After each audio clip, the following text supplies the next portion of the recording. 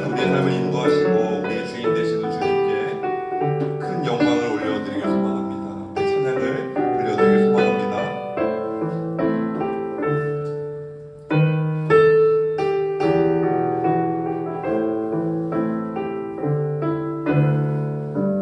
주님 큰 영광 받으소서. 주님 큰 영광 받으소서. 홀로 찬양 받으소서. 모든 이름 위에 뛰어난 그 이름 온 땅과 하늘이 다 찬양해. 겸손하게 우리 무릎 꿇고 주 이름 앞에 영광 돌리세. 모두 절하세. 독생자 예수 주님께 찬양 드리니 모든 영광과 존귀와 능력 받으소서. 모든 영광과 존귀와 능력 받으소서.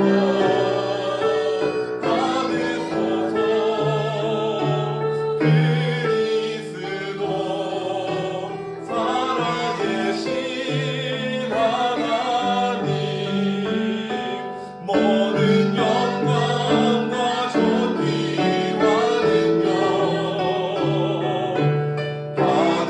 받으소서. 모든 영광과 존귀와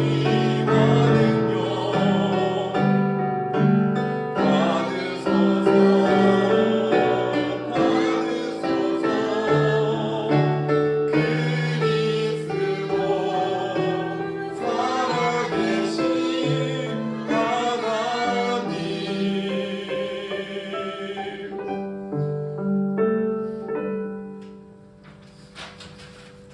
아멘. 예배로 의 초대입니다. 수고하고 무거운 짐진 자들아 다 내게로 오라. 내가 너희를 쉬게 하리라.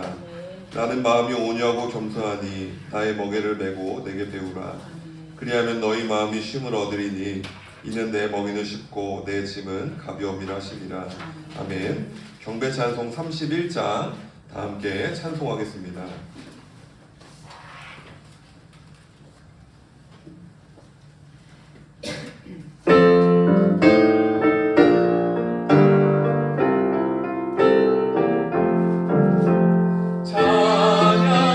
찬양하라 복되신 구세주 예수. 백성들아 사랑을 전하세. 경배하라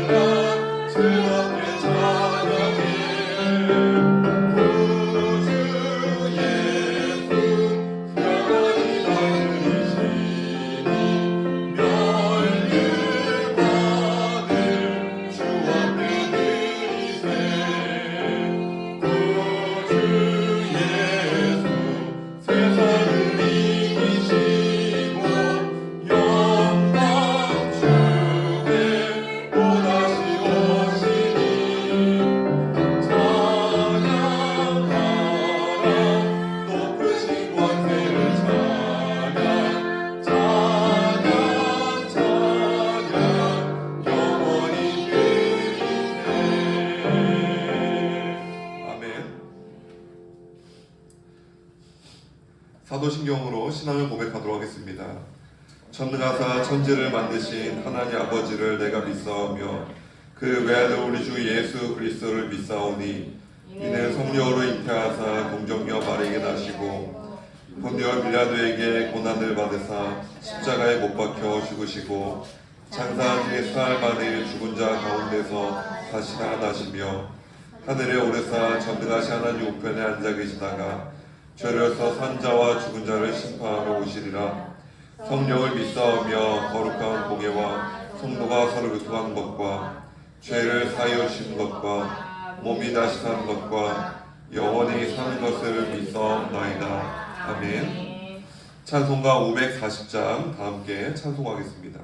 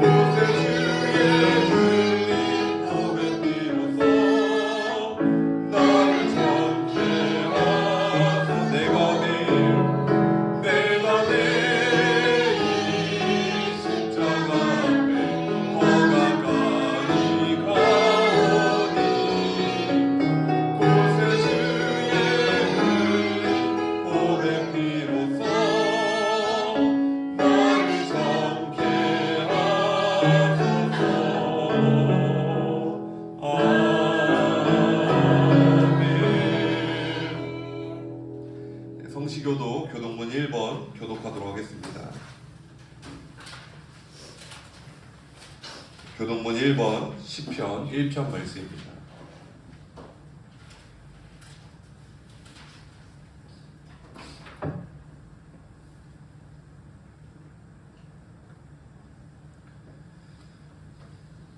교동문 1번 시편 1편 말씀 교독하겠습니다. 복 있는 사람은 악인들의 길을 따르지 아니하며 죄인들의 길에 서지 아니하며 오만한 자들의 자리에 앉지 아니하고 오직 여호와의 율법을 즐거워하여 그의 율법을 주야로 묵상하리로다. 그는 시냇가에 심은 나무가 철을 따라 열매를 맺으며 그 잎사귀가 마르지 아니하더니 그가 하는 모든 일을 다 형통하리로다. 악인들은 그렇지 아니하며 오직 바람에 나는 겨와 같다. 그러므로 악인들은 심판을 견디지 못하며 죄인들의 일을 고의에 들지 못하리로다. 무릇 의인들의 길은 여호와께서 인정하시나 악인들의 길은 망하리로다. 아멘. 찬송가 635장 주기도문 다 함께 믿음으로 고백하겠습니다.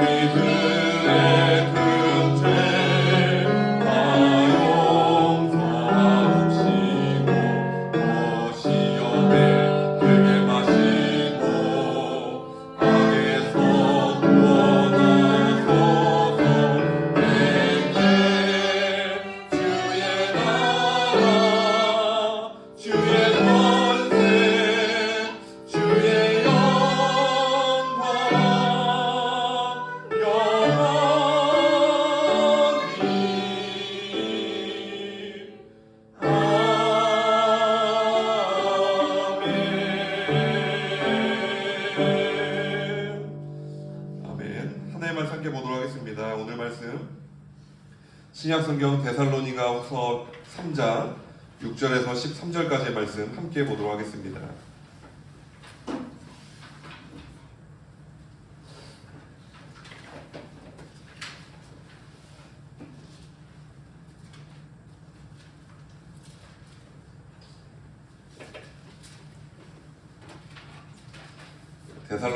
데살로니가후서 3장 6절에서 13절까지 말씀입니다.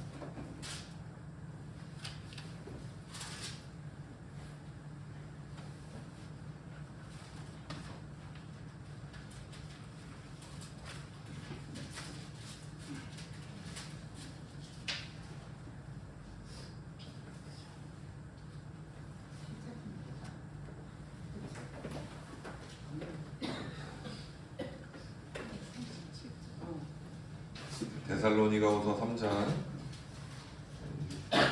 6절에서 13절까지 말씀입니다. 함께 읽겠습니다.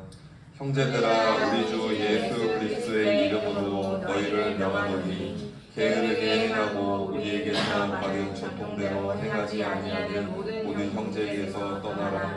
어떻게 우리를 본받아야 할지를 너희가 스스로 아나니 우리가 너희 가운데서 무질서하게 행하지 아니하며 누구에게서든지 음식을 값없이 먹지 않고 오직 수고하고 애써 주야로 일함은 너희 아무에게도 폐를 끼치지 아니하려 함이니 우리에게 권리가 없는 것이 아니요 오직 스스로 너희 자들을 오늘 모여 우리를 돈받게 하려 함이니라.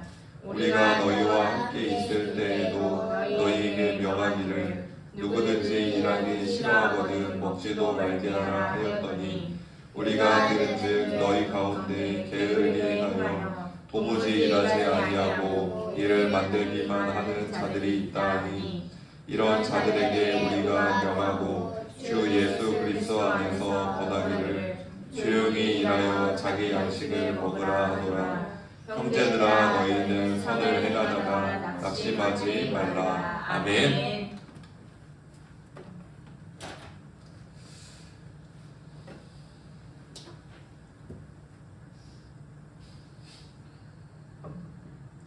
오늘은 균형 있는 믿음이라는 제목으로 하나님의 말씀 함께 나누도록 하겠습니다. 데살로니가전서 5장 14절 말씀을 보면 데살로니가 교회에 문제가 있음을 우리가 발견할 수 있게 됩니다. 어떤 문제였냐면 종말에 대한 잘못된 신념, 그로 인해서 여러 문제가 교회 안에 파생되었던 것입니다. 데살로니가전서 5장 14절 말씀입니다. 또 형제들아 너희를 권면하노니 게으른 자들을 권계하며 마음이 약한 자들을 격려하고 힘이 없는 자들을 붙들어주며 모든 사람에게 오래 참으라. 아멘. 데살로니가 전서 5장 14절 말씀에 나오는 그런 표현이 있죠. 뭐냐면 게으른 자들, 그리고 또 오늘 본문 말씀에 보면 6절에 보면 게으르게 행하고. 그러니까 데살로니가 전서에도 이 표현이 등장을 하고 데살로니가 후서에도 이 표현이 등장하는 것을 우리가 발견할 수 있게 됩니다. 이것은 무엇을 말하냐면 그러한 문제가 그냥 데살로니가 교회에 계속 지속되어 왔다는 것을 말해주는 거예요. 전서가 기록됐던 시기가 있고 이후에 텀이 있는 다음에 그 이후에 후서가 기록이 됐거든요. 그럼 그 사이에 문제가 해결이 되어야 할 텐데 되지가 않은 거예요. 뿌리 깊게 데살로니가 교회 안에 어떠한 문제가 있었음을 우리가 알 수가 있는 것입니다. 오늘 본문 말씀 한번 같이 보겠습니다. 데살로니가후서 3장 6절 말씀 함께 읽겠습니다. 6절입니다. 형제들아 우리 주 예수 그리스도의 이름으로 너희를 명하노니 게으르게 행하고 우리에게서 받은 전통대로 행하지 아니하는 모든 형제에게서 떠나라. 아멘. 오늘 본문 말씀 3장 6절 중간 말씀을 보면 앞서 말씀드린 대로 게으르게 행하고, 그리고 또 하나가 우리에게서 받은 전통대로 행하지 아니하는 모든 형제, 이러한 표현이 등장을 합니다. 게으르게 행한다라는 것은 뭐냐면 일상적인 삶을 포기하는 것을 의미해요. 그리고 우리에게 받은 전통대로 행하지 아니하는 이라는 것은 뭐냐면 바울은 잘 알듯이 자비령 선교를 했습니다. 그렇기 때문에 바울은 무엇을 했냐면 생업을 하면서 사역을 병행했다는 것을 의미하거든요. 그러니까 한마디로 생업을 포기하고 살아가는 사람들, 그 사람들을 가리키는 용어가 바로 게으르게 행하고 우리에게 받은 전통대로, 바울의 가르침대로 행하지 않는 모든 형제. 그러니까 이러한 문제가 데살로니가 교회 안에 있었다는 것을 우리가 알 수가 있는 것이죠. 오늘날 이 시대 가운데 안타깝지만 내일에 대한 소망을 포기한 사람들이 있습니다. 개인의 문제라고 치부하기에는 때로는 이게 사회학적인 문제로 번져지는 경우가 참 많습니다. 개인의 게으름 아니면 개인의 모든 삶에 대한 욕구가 사라지고 그리고 소망이 없는 그런 것은 한 개인의 문제로 치부하기에는 문제가 있다는 것이죠. 왜 이들은 내일에 대한 소망을 포기했을까요? 사회학적인 이유로 보면 내일에 대한 희망이 없기 때문입니다. 어느 영상을 보니까 일본이 우리가 흔히 그런 표현하잖아요. 잃어버린 30년이다. 근데 잃어버린 30년 가운데 어떤 문제가 사회적으로 있었냐면 취업 비강이가 온 거예요. 그러니까 고등학교를 졸업하고 취업을 원하는 사람들, 대학을 졸업하고 취업을 원하는 사람들, 아니면 시기가 좀 그래서 이직을 원하는 사람들. 그러니까 경력직, 신규직, 학력이 어떠하든 간에 상관없이 다 취업이 안 됐어요. 그래서 사회학자들은 그거를 뭐라고 표현하냐면 취업 비각이었다. 그러니까 개인이 능력이 있고 없고는 중요한 게 아니에요. 어차피 안 돼요. 개인이 성실하고 성실하지 않고의 문제가 아니라 그냥 시기가 그래요. 안타까운 건 그 취업 빙하기를 겪은 세대들을 이렇게 촬영을 했는데 그 삶이 완전히 얼어붙어 있어요. 마음이 닫혀 있고요. 어차피 나는 안 돼. 나는 너무 안 좋은 시대를 지나갔어. 정말 열심히 했는데 내가 얻을 수 있는 건 하나도 없어. 그러니까 모든 걸 포기하고, 그리고 아르바이트조차 포기하고, 그 가정을 보니까 거의 이제 연세 많으신 노 부부가 이제 부양을 해야 되는 그런 사회적인 문제가 있는 것을 보았습니다. 사회학적인 이유가 있겠죠. 내일에 대한 희망을 잃은 세대들. 근데 꼭 이러한 문제가 과연 그들만의 이야기인가라고 생각을 해볼 때 마음이 좀 편치 않은 감정을 느끼게 됐습니다. 왜냐하면 오늘날 이 시대에도 그런 어려움들이 있기 때문입니다. 또한 신학적인 이유가 있습니다. 종말에 대한 잘못된 신념을 가진 사람들이 있습니다. 예수님의 재림에 대한 잘못된 신념으로 일상을 포기하는 사람들이 있습니다. 그러니까 오늘날 몇몇 사람들이 신학적인 이유로, 잘못된 신념 때문에 삶을 완전히 포기하는 것입니다. 가정을 버리고요, 일터를 버리고요, 그리고 모든 관계가 다 끊어져요. 그런 상황 가운데 삶이 완전히 고립돼요. 나중에 깨달음을 얻어도 이미 모든 것이 다 단절됐기 때문에 원래 있었던 그 일상적인 삶이 다시 회복되기에는 어려운 그러한 상태에 빠지는 것입니다. 오늘 데살로니가후서 3장 6절 가운데 말씀에 나오는 게으르게 행하고 우리에게서 받은 전통대로 행하지 아니하는 모든 형제는 어떤 사람들을 일컫냐면 종말에 대한 잘못된 신념 때문에 게으르고 무절제한 삶을 살아가는 사람들을 가리킵니다. 바울은 종말에 대한 잘못된 신념으로 인해 데살로니가 교회 안에 성도들, 그리고 그 속한 문제가 있는 사람들이 일상이 무너져 내리는 것을 경계했습니다. 바울은 말합니다. 데살로니가후서 3장 6절 중반 이후 말씀 보면 이렇게 기록됩니다. 게으르게 행하고 우리에게서 받은 전통대로 행하지 아니하는 모든 형제에게서 떠나라. 떠나라는 말은 이게 물러나다, 거리를 두다라는 의미를 갖습니다. 그러니까 바울은 단호하게 말하는 거예요. 이런 잘못된 종말론을 가진 사람들과 거리를 두라는 거예요. 그러니까 조금 더 풀어서 설명하면 교제를 단절하라, 이런 표현을 하는 것입니다. 왜 그렇게 단절하라고 했을까요? 그리고 그들과 거리를 두라고 얘기를 했을까요?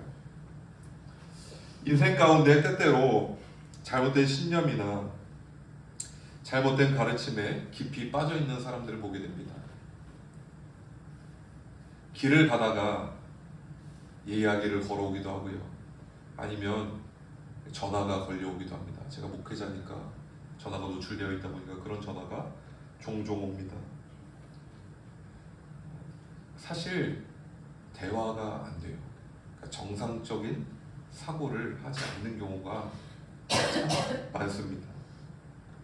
정상적인 대화가 되지 않기 때문에 어차피 제 이야기로 그들의 잘못된 생각이나 신념이 교정될 거라는 기대가 그렇게 크게 되지 않더라고요. 반대로 그들의 이야기가 저를 뭘 설득하거나 저를 바꾸지는 또 못하죠. 제가 한 번은 연락이 없길래 제가 그랬어요. 만나지요. 저는 안 만나겠다고. 왜냐하면 저랑 당신하고 어차피 이야기가 평행을 그을 텐데, 접점이 없을 텐데, 통화로 하나 만나나 어차피 동일한 결과 나올 것 같다. 안타까운 경우이지만 이러한 경우에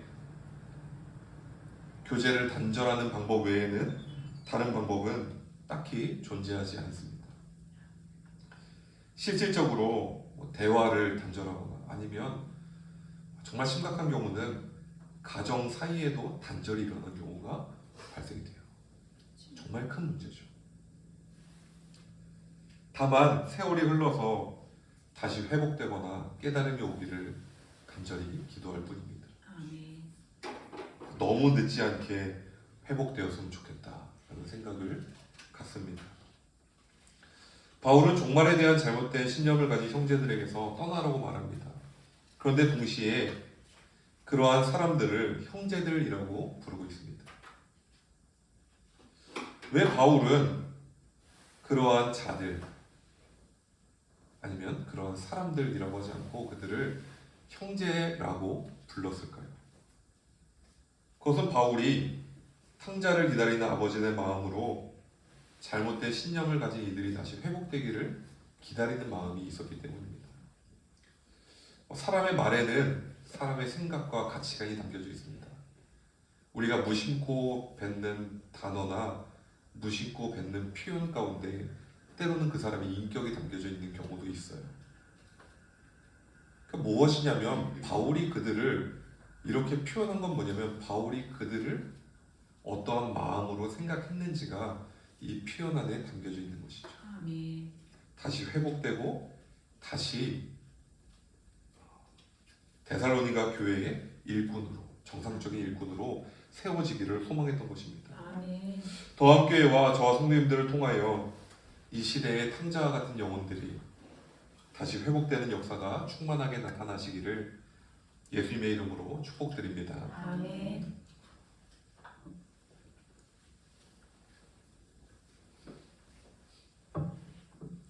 제가 부모가 되고 그리고 자녀가 성장하게 되는 과정을 보게 되면서 자녀가 부모에게 영향을 끊임없이 받는다라는 것을 또 반대로 자녀를 통해서 부모가 이러면 안 되겠다라는 그런 반면교사 삼기도 합니다. 그런 경우를 참 많이 경험하게 됩니다. 그렇기에 저는 아버지로서 그리고 목회자로서 자녀들에게 좋은 모습을 보여줘야겠다라는 그런 노력을 가지고 살아갑니다. 특별히 주중에 새벽 기도회가 끝나면 조금 집에 가서 좀 피곤할 때도 있어요. 그런데 웬만하면 거의 안 자는 것 같아요. 다시 자지 않고 그냥 아침을 먹어버려요.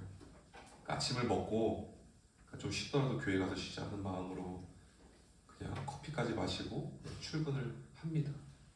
출근하는 모습을 보여주고 안 보여주고는 되게 중요한 것 같아요.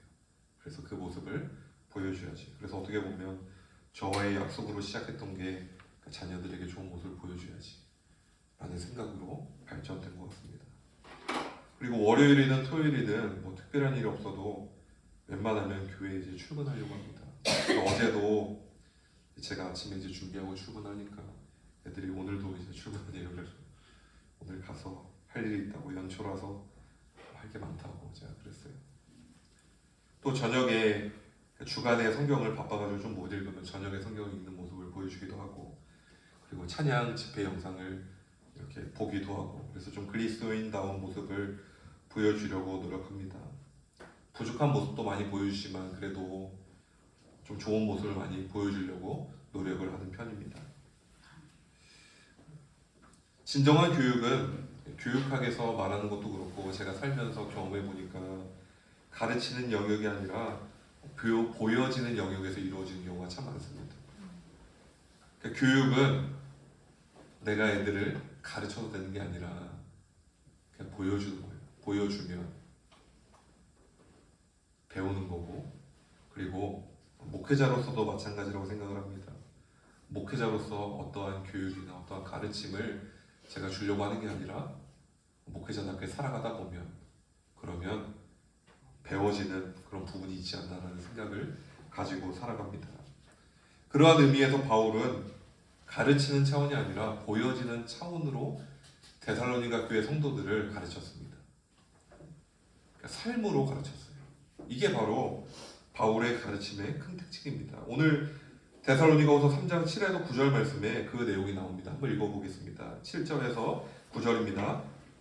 어떻게 우리를 본받아야 할지를 너희가 스스로 아나니 우리가 너희 가운데서 무질서하게 하지 아니하며 누구에게서든지 음식을 값없이 먹지 않고 오직 수고하고 애써 주야로 일하는 너희 아무에게도 해를 끼치지 아니하려 함이니 우리에게 권리가 없는 것이 아니요 오직 스스로 너희에게 본을 보여 우리를 본받게 하려 함이니라. 아멘. 바울은 말합니다. 9절에 보면 내가 우리가 너희에게 본을 보였다.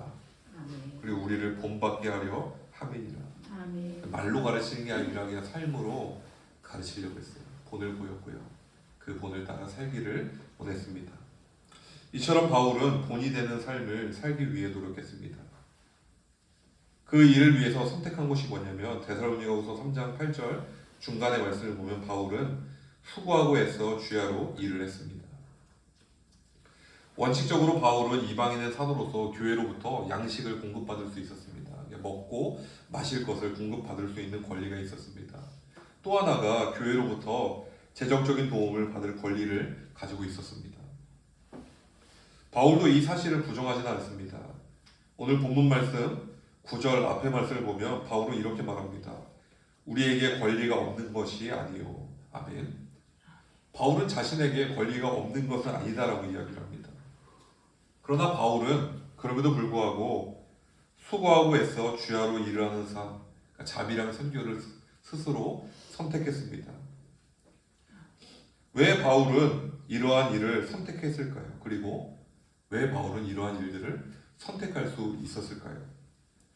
바울이 자비랑 선교를 할 수 있었던 이유 중에 여러 가지가 있지만 하나는 바울이 그래도 1인 생활을 했기 때문입니다. 아멘. 그러니까 부양할 사람이 없잖아요. 아내가 없고 결혼 안 했고 그리고 자녀가 없다 보니까 혼자 생활하는데 사실 그렇게 비용이 많이 들지는 않았을 것입니다. 그러니까 저도 오늘 말씀을 준비하면서 저를 보니까 만약에 제가 혼자 생활한다면 한 달에 얼마쯤 들어갈까? 그러니까 집도 이제 그냥 원룸이면 될 테고 그리고 그렇게 뭐 옷을 사는 거는 뭐 시계나 이런 거 취미가 없거든요. 그리고 또 개인적으로 취미도 없어요. 그냥 취미가 걷는 거 달리기 이 정도밖에 없어요. 다 돈이 안 드는 거예요. 그럼 굉장히 1인 생활을 했을 때 생활비가 최소 생활비가 굉장히 낮았겠다라는 생각을 자연스레 해보게 됩니다. 그러니까 아마도 바울이 자비랑 선교를 할 수 있었던 이유 중에 가장 큰 요인은 그가 혼자 생활했기 때문일 것입니다. 또 하나가 있다면 바로 오늘 본문 말씀에 나오는 그러한 내용이죠. 뭐냐면 데살로니가 교회에 그리고 초대교회 가운데 잘못된 종말론 예수님께서 바로 재림할 거다라는 그런 생각을 가지고서 그런 믿음을 갖는 건 좋은데 그런 생각을 가지고서 일상을 완전히 그냥 놓아버리는 거예요. 어차피 곧 오시는데 내가 일을 하나 안 하나 그게 뭔 상관이야. 괜찮아 일 안 해도. 게으르고 무지할지한 삶을 살아가는 일들이 많은 것입니다. 그럼 바울은 선택을 하는 거죠. 수고하고 애써 주야로 일을 하는 모습을 보여줍니다. 바울이. 왜 그러한 모습을 보여줬습니까? 노동의 가치를 가르치는 거예요. 아멘. 일상의 삶이 얼마나 소중한지를 가르치는 거예요. 아멘. 그러기 위해서 바울은 자비랑 선교를 시대적 배경 가운데 선택한 것이라고 우리가 또한 해석할 수가 있습니다. 또 하나의 보편적인 이유가 있습니다. 마지막으로 살펴보면 바울은 어려워진 예루살렘 교회를 돕는 사역을 했어요. 그렇기 때문에 바울의 서신 전반적으로 보면 예루살렘 교회를 돕는 그런 요청을 하기도 하고 그리고 그러한 사역을 바울이 감당하고 있는 것을 보게 됩니다. 그래서 어느 교회에 디모데를 보내기도 하고 그러한 일들을 통해서 예루살렘 교회를 돕는 일을 적극적으로 펼쳤습니다. 그러니까 바울의 입장에서는 무엇이냐면 한쪽에서는 예루살렘 교회를 돕는 그 비용이 들고 또 한편으로는 자기를 교회가 이렇게 돕는다면 그럼 교회가 이중적인 재정적 부담에 빠질 거 아니에요. 그래서 바울은 한쪽을 끊어버려요. 자비랑 선교를 선택해버리고 예루살렘 교회에다가 재정을 쏟습니다. 그러니까 이러한 바울의 어떤 예루살렘 교회 그 모 교회를 돕는 그런 바울의 사명 의식 때문에 바울은 자비랑 선교를 선택할 수밖에 없었다는 그런 보편적인 이유가 또 하나가 있는 것입니다. 아멘. 우리의 인생에서 일상적인 삶은 굉장히 소중합니다. 일상적인 삶이라고 한다면 뭐 가정생활, 아니면 학업생활, 또한 직장 생활, 교회 생활 이런 모든 것들이 있겠죠. 이 외에도 있을 것입니다. 뭐 취미 생활도 있을 거고요. 여러 가지 만남들이 있을 것입니다. 그런데 생각해 보면 우리의 모든 삶의 요소들 그리고 우리의 삶에서 일어나는 모든 감정들 그리고 또 하나가 모든 관계의 요소들이 다 일상에서부터 파생이 됩니다. 반대로 말하면 일상이 무너진다는 건 무엇이냐면 우리가 기쁘고 슬플 어떤 감정을 느낄 만한 공유할 만한 그런 배경 자체가 사라진다는 것을 의미하고요. 그리고 모든 관계가 단절되는 것이죠. 또 삶의 모든 요소들이 다 완전히 파편화되는 것을 의미한다는 것입니다.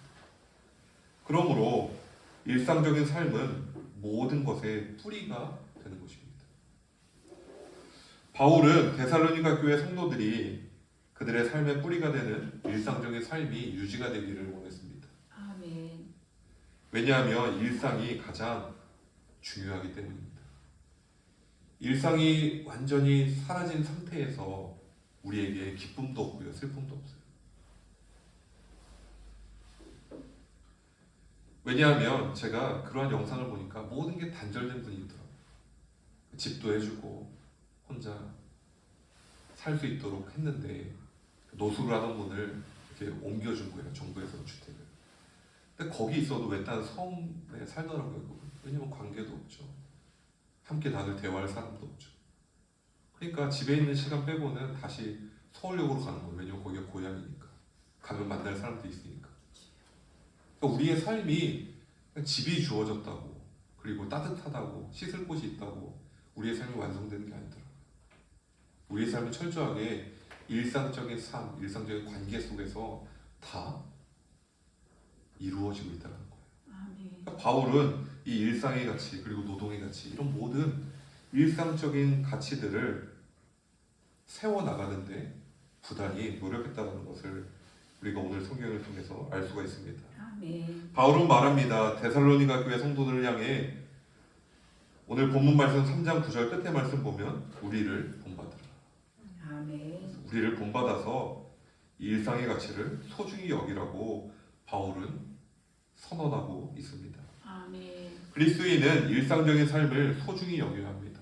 아멘. 그러니까 우리는 일상적인 삶을 살아가면서 그리고 때때로 눈을 들어 하나님의 나라를 바라봐야 합니다. 아멘. 그러나 우리의 발은 어디에 있어야 됩니까? 땅에 붙어 있어야 돼요. 그게 우리의 존재예요. 간절히 소망하기는 2026년도에도 저와 성도님들의 일상의 삶이 깊이 뿌리를 내리고 많은 열매를 맺게 되시기를 예수님의 이름으로 축복드립니다. 아멘. 데살로니가 교회의 문제는 바울이 데살로니가 교회에 있었을 때에도 존재했던 문제였습니다. 그래서 오늘 본문 말씀 3장 10절 중간 이후 말씀을 보면 바울이 자신이 데살로니가 교회에 있었을 때 했었던 말을 내가 이렇게 말을 했었다고 기록하고 있습니다. 어떤 말을 했었냐면 10절 중간에서 끝에까지 말씀을 보면 누구든지 일하기 싫어하거든 먹지도 말게 하라. 아멘. 되게 유명한 말이죠. 기독교 안에서 되게 유명한 성경 구절 중에 하나이죠. 누구든지 일하기 싫어하거든 먹지도 말게 하라. 중요한 건 이 표현은 일상적인 게으름을 의미하는 표현이 아니라는 것이죠. 일상적인 게으름이 아니라 잘못된 종말론에 의한 게으름. 잘못된 종말론에 의해서 삶을 다 포기해버린 것. 그러한 사람들을 먹지도 말게 하라라고 바울은 말합니다.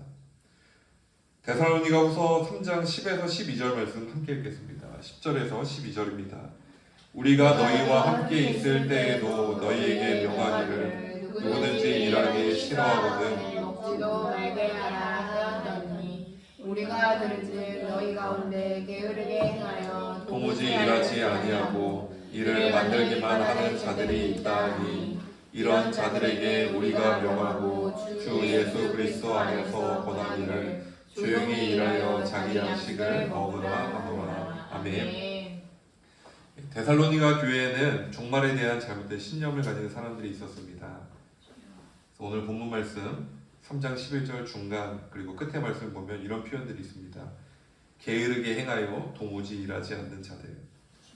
일상을 포기하고 일을 안 하는 거예요. 끝에 말씀 보면 11절 끝에 일을 만들기만 하는 자들. 이게 더 문제죠. 가만히 있으면 중간에 가는데 일을 안 하는 걸 넘어서 일을 만들기까지 하는 아주 심각한 문제가 이 데살로니가 교회 안에 있었다는 것을 우리가 알게 됩니다.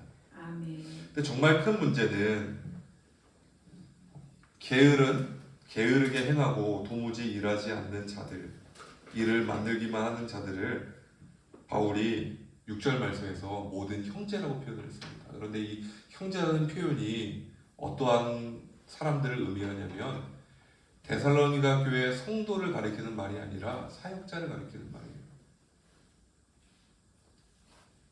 그러니까 신약 학자들은 이 표현을 성도가 아니라 사역자를 가리키는 용어라고 거의 동의를 합니다.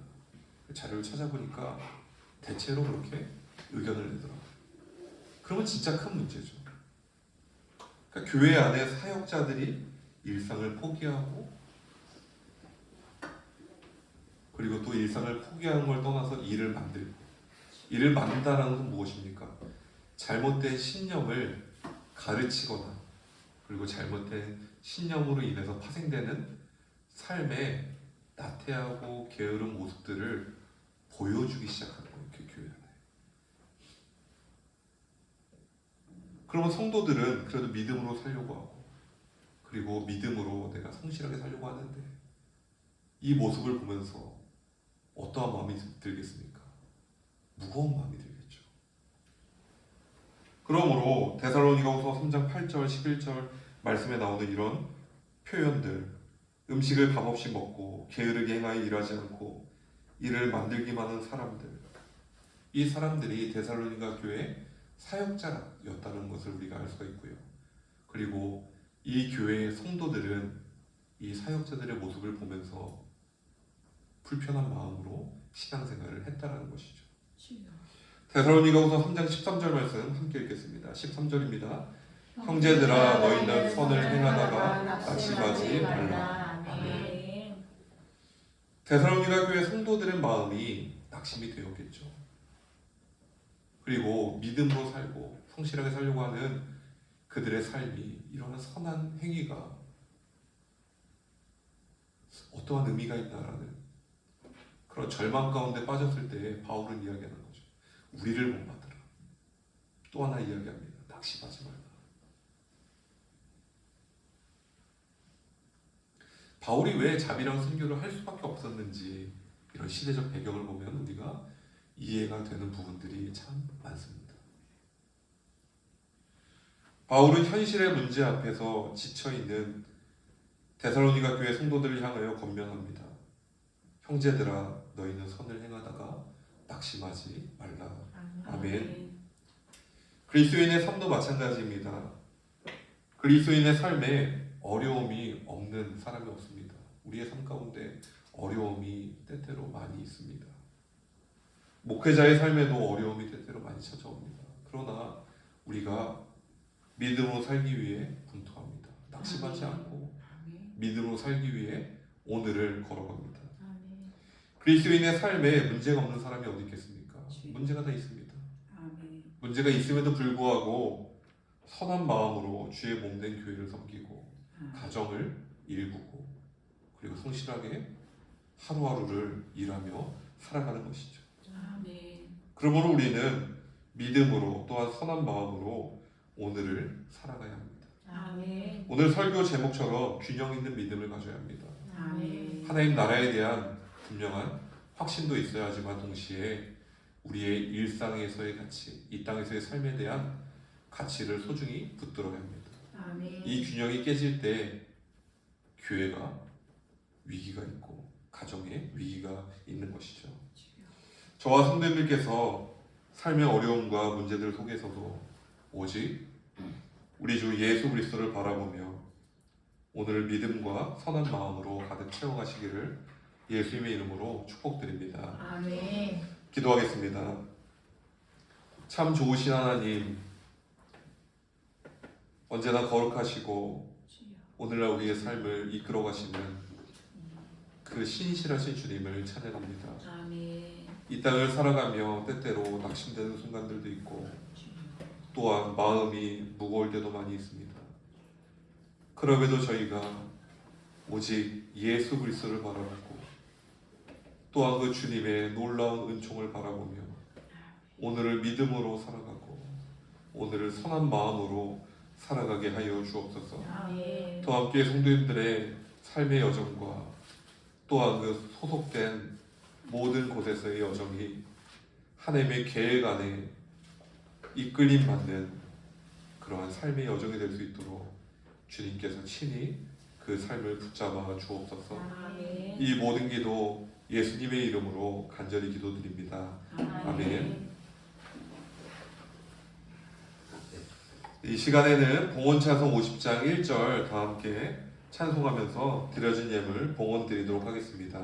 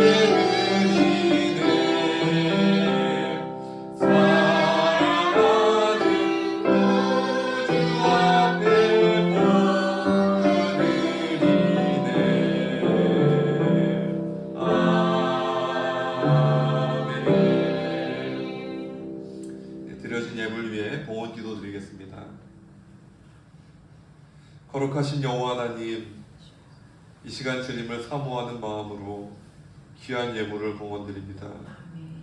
예물 속에 담겨져 있는 더 함께 성도님들의 기도의 제목들과 삶의 여러 문제들과 삶의 아픔들을 주님 기억하여 주셔서 주님께서 그 마음에 평강으로 임하여 주시고 또한 그 삶의 순간순간을 하나님의 계획대로 인도함 받는 복된 삶이 되도록 주님께서 인도하여 주옵소서.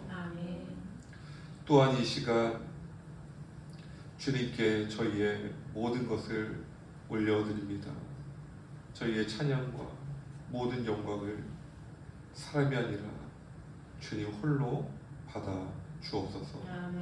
귀한 예물을 통하여서 이 시대 가운데 주님께서 세우신 더업교를 통하여 예수 그리스도의 복음이 전파되고 한 영혼이 세워지고 예수 그리스도의 사람이 세워지는 놀라운 복음의 역사가 나타나기를 소망합니다. 주님께서 새해 시작되는 더업교회의 믿음의 여정 가운데 친히 붙잡아 주시고 능력의 손으로 함께하여 주옵소서. 오직 주님만이 우리의 구원이고 오직 주님만이 우리의 능력임을 고백합니다. 이 고백이 올 한 해 동안 더 함께 성도님들의 삶 가운데 늘 고백되어질 수 있도록 주님께서 언제나 함께하여 주옵소서. 저희의 모든 것을 주님께 올려드리며 이 모든 기도 예수님의 이름으로 간절히 기도드립니다. 아멘. 이 시간 더 함께 소식을 안내해 드리도록 하겠습니다. 오늘 주일 예배에 참석하신 성도님들을 주님의 이름으로 환영합니다. 이번 주 주중 예배, 수요 찬양 예배와 새벽 기도회가 화요일부터 금요일까지 진행됩니다. 함께 참석하셔서 주님의 은혜를 누리시기를 소망합니다. 새해부터 유튜브 채널에 주일 예배 영상을 올립니다. 아래 유튜브 채널 주소를 참고해 주시기 바랍니다. 관악서 지방 교육자회의 및 척사대회가 돌아오는 1월 6일 화요일 오전 11시에 두드림 감리교회에서 있습니다. 관악서 지방 말씀 사경회가 은혜와 역사라는 주제로 다음 주 주일 1월 11일 주일부터 13일 화요일까지 있습니다. 주일은 오후 2시 30분에 예배가 있고요. 그리고 월요일, 화요일 새벽은 5시고 저녁은 7시 30분에 집회가 있습니다. 장소는 신림감리교회입니다. 시간 내셔서 함께 은혜 받는 시간 삼기를 소망합니다. 2025년도 기부금 영수증 발급이 필요한 성도님들께서는 신청해 주시기 바랍니다. 필요의 정보는 성함, 주민번호, 주소입니다. 특별히 주소가 변경된 분들은 저에게 말씀해 주시면 됩니다. 1월 예배 일정표입니다. 일정 확인 바랍니다. 더함교회 봉헌 명단입니다. 혹시 누락되거나 잘못 기재된 성도님 계시면 저에게 말씀해 주시기 바랍니다. 이어서 찬송가 546장 힘차게 찬송한 후에 축복기도로 오늘 예배를 마치도록 하겠습니다. 찬송가 546장입니다.